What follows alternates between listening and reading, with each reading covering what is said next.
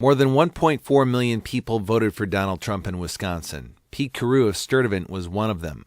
Carew says he's gotten tired of both parties saying every 4 years that they're going to change things for the better and doing nothing about it. In the past, he says he's always voted for Democrats, but not this year. The last 8 years, I stood behind our president 100%. I won't say he failed miserably, but he fell really short. Short enough for me to say, why can't we vote outside the box? Why can't we see something different? In surrounding Racine County, election results suggest other voters had similar changes of heart. Barack Obama won Racine County in 2008 and 2012. Donald Trump won it handily this year. It was one of several counties Trump won where Democrats typically perform well in presidential years.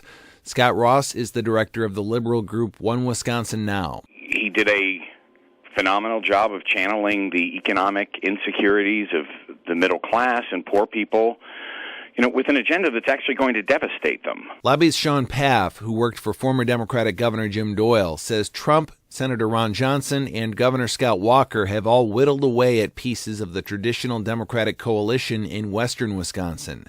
Paff grew up in rural La Crosse County, where he says many voters feel economic anxiety and value gun rights. He says Democratic candidates don't always connect on those issues. Maybe they're not hearing what's going on out there. Maybe there's a heavier focus on the more urban areas of Milwaukee and Madison and some of the issues that dominate that area. University of Madison political science professor Kathy Kramer wrote a book called The Politics of Resentment. She says rural voters feel disrespected, misunderstood, and cheated. Donald Trump really tapped into that because he came along and he said, you're right.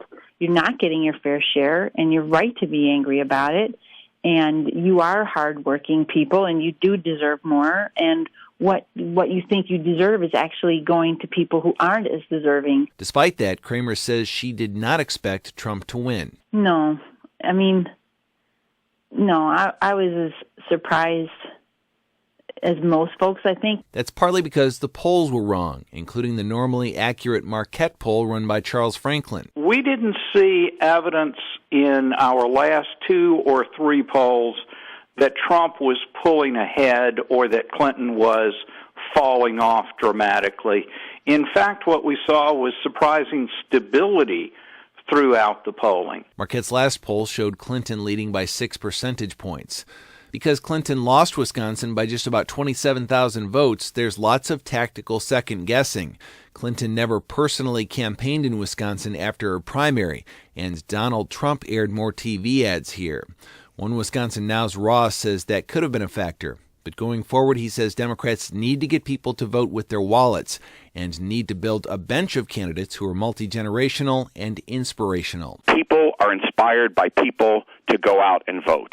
And Democrats need to put up people who are inspiring people. This year, the personal appeal of Russ Feingold and Hillary Clinton was not enough to carry the day for Democrats.